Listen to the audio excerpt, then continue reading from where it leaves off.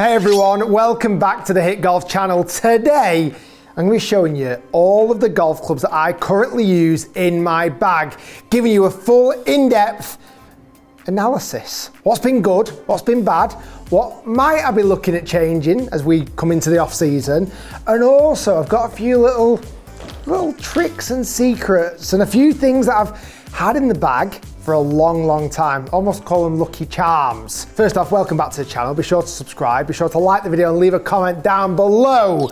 Over the years, I've been doing YouTube now for 13 years and I've been testing products for pretty much all of that time.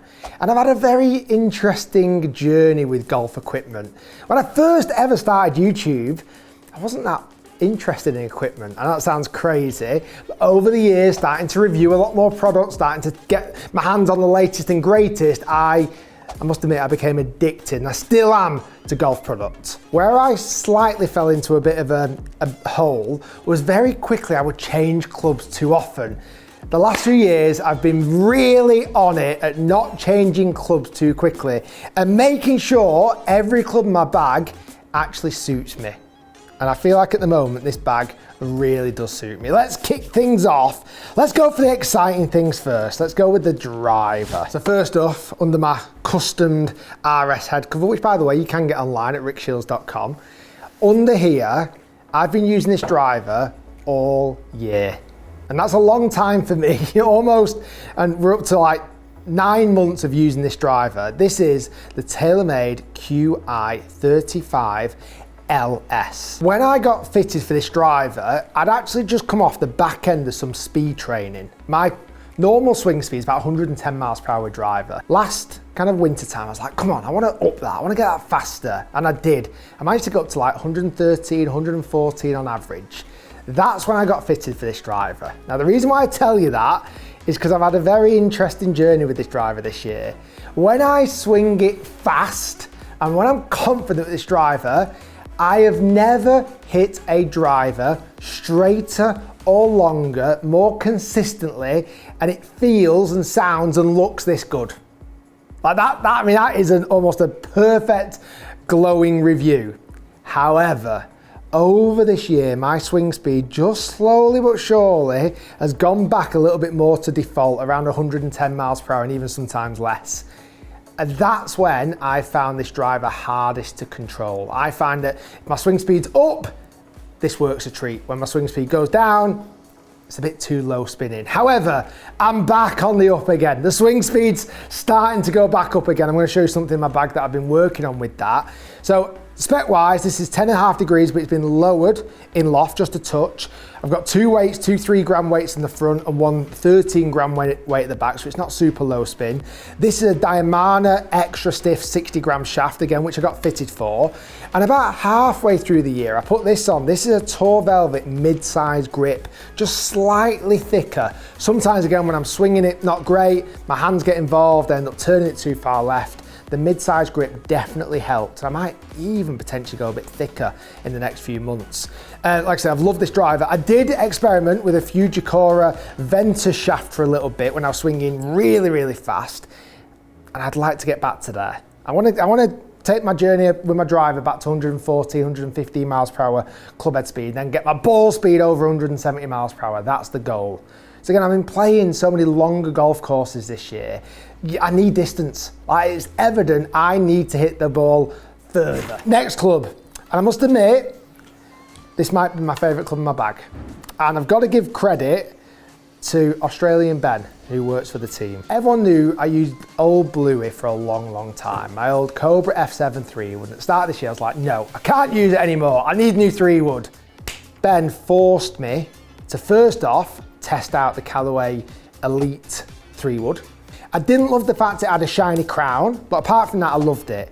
Then this came out, the Elite Titanium. This is a 3-wood, 15 degrees. I mean, it just looks so good. I love how slim profile it is. And this time it's got a matte carbon crown. Ben forced this club into my hands. And I thought, oh, this other 3-wood's so good. I don't want to change it. It's one of the best things I've done. This 3-wood has honestly been a secret weapon for me this year. I've absolutely loved hitting it. I've got this in a Tensai black 75 X-Flex shaft. I've actually just got this in a normal Tour Velvet. Again, might experiment and going thicker in the handle, but I have absolutely loved this Callaway Elite Titanium 3. Now, this section of the bag's quite interesting. The gap between my 3-wood and my longest regular iron, which is my 4-iron, this bit might need looking at, because I've noticed again on trend, certainly out on tour when I'm playing golf with a lot of these professional golfers now, is there are a lot more people are carrying 5-woods, 7-woods, 9-woods. They are so much more popular now. I'm still using, and it's quite a rare sight now, I'm still using what would be classed as a driving iron. However, I bloody love this club. Like, I absolutely love it. This is my Titleist U500 3-iron. It's a strong lofted 3-iron, it's got a big chunky head on it, steel shaft, this is a Project X 6.5 shaft, lambkin again, slightly thicker grip. I think this is something I need to uniform through my set. I've got lots of different grips going on at the moment.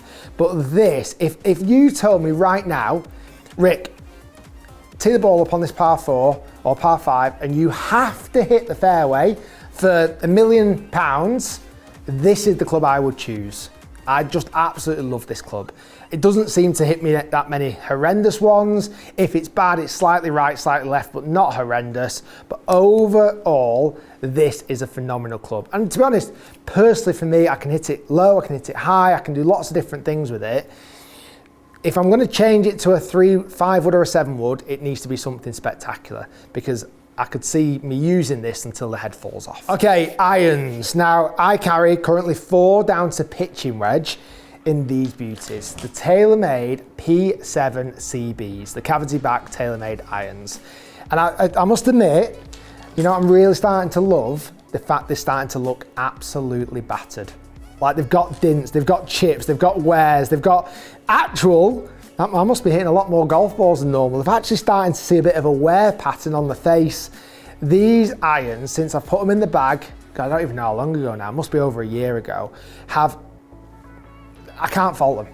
I absolutely cannot fault them. For me, the flight I get from them, the distance control I get from them, the spin rate, the feel, the sound, the forgiveness level. Listen, I still hit bad iron shots, of course I do. But that's more, I feel like whenever I hit a bad iron shot, I don't blame the irons, I blame me. Like, I've hit a bad iron shot, it's not the club that's caused that to happen.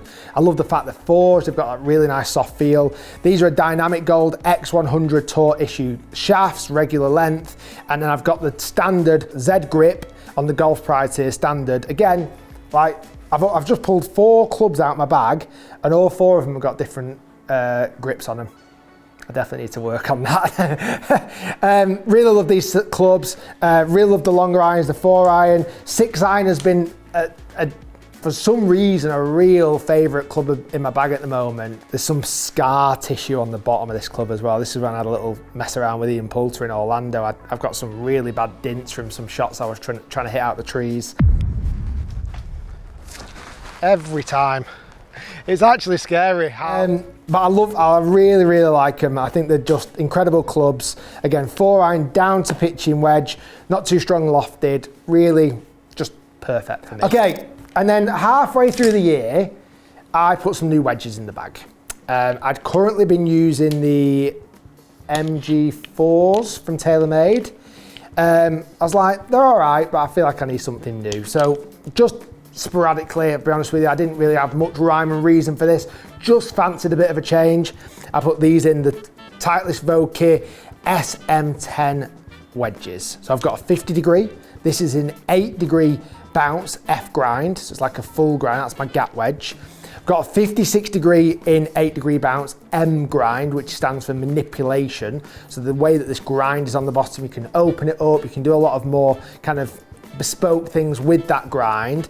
And I've also got the M grind. This is an 8 degree bounce as well in the 60 degree lob wedge. I like the fact they're not full on glare, like as in chrome, sorry. So like kind of this brushed finish. Again, I've been lucky enough to play a lot more golf in the sun this year. certainly if you have a lob wedge and you open it up and you've got a real shiny club face, that, you know what, that might have been the reason why I switched out from those TaylorMades, albeit it was a rusty face. The toe and the heel were very shiny, where these are a lot more kind of matte finish across the head. Shaft wise, I've got these in a standard SM10 wedge flex. Again, standard Titleist 360 grips. Again, another different grip in the arsenal of grips that I currently carry in my bag. I feel like my wedge game has really turned the corner this year. Is it great yet? No. Is it terrible anymore? No. It's kind of on the trend, on the upward trend, which is really good. I've chipped in a few times, I've hit some wonderful wedge shots. I feel like my bunker play is getting better. I'm a lot more confident with my wedge play, which is great. And these have definitely helped with that confidence as well. So 50, 56, 60 degree, that is my full woods and irons and wedges. And then we start to move into some more special areas. But before we come on to that, I can't forget this club. If my clubs got pinched this year, if they vanished or they didn't get on a flight or whatever, I'd have been devastated if I'd have lost this. Everything else I feel like I could have replaced. This is very special. Again, underneath, very cool RS head cover which says Be Phenomenal on it. You can get it from rickshiels.com.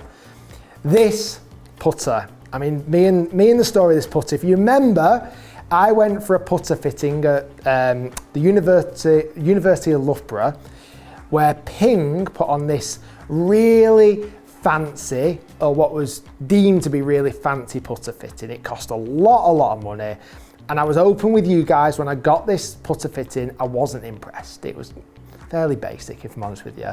But the putter I got fitted for was this PLD, so it's a limited edition putter in this kind of fang shape, simple white dot on top as an alignment tool in the blacked out finish, milled face, has a really cool RS logo stamped to the bottom, a thicker grip. This is the PP62 grip, just beautiful looking putter. And when it arrived, I was like, okay, I'll give it a bit of a test. Why not? You know, I've been through this fancy putter fitting. It's worthwhile sticking it in the bag and see what's happened. I don't ever want this to leave the bag.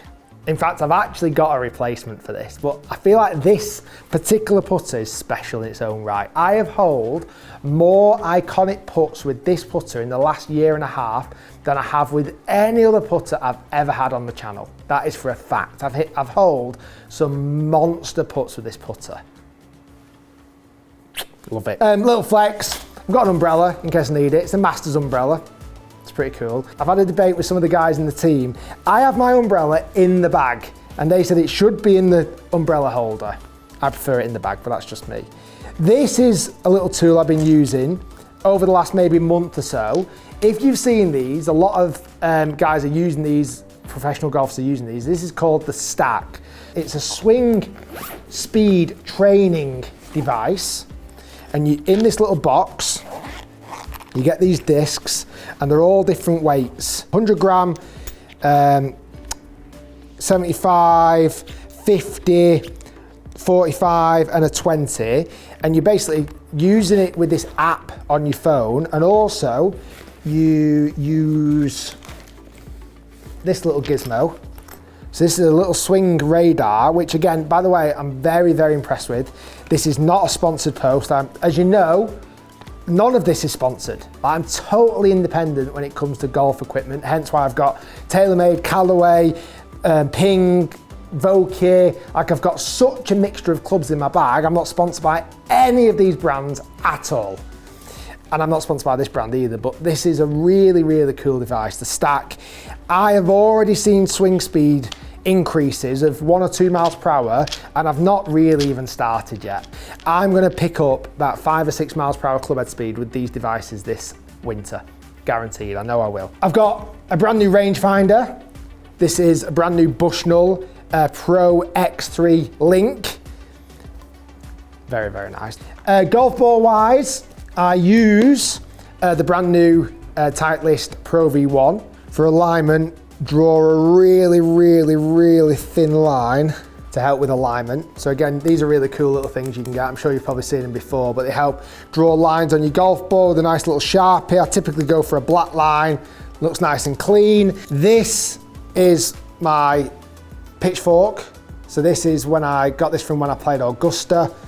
I know, a little flex. I tell you what I did get actually when I was in America recently. I actually bought some Pro V1s with different numbers on. I bought some with number 7 on and number 70. So that looked quite cool. Sun cream, plasters. This is actually quite a cool little gizmo. This is a grip cleaner. You wet it and then, just realised that might be memed. So grip cleaner, little groove cleaner. That's pretty much it. Towel. I've got an air tag in case my bag gets lost. Very important to have an air tag in your bag. I've got this vessel bag as well, which I love. Love the vessel bags. This is pretty much my full in-depth what's in the bag. Things tonight might change. Driver setup might change. And that might be it. Guys, thanks for watching. Stay tuned, lots more to come. Loads of reviews coming here on the H.I.T channel. And that is pretty much everything that I carry in my bag that's helped me play much better this year. Much, much better. We'll see you next time.